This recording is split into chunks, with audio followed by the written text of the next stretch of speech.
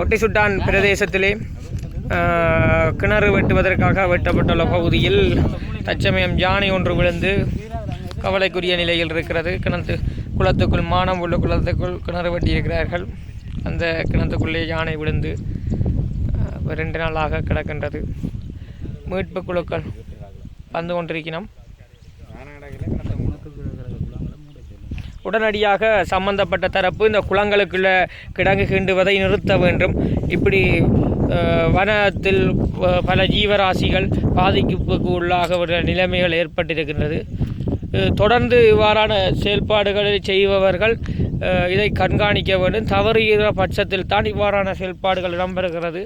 உடனடியாக கமநல திணைக்களம் தங்களுடைய ஆளுகைக்குட்பட்ட குளங்களை பார்வையிட்டு அதற்குரிய நடவடிக்கைகளை எடுக்க வேண்டும் என்பது எங்களுடைய வேண்டுகோள்.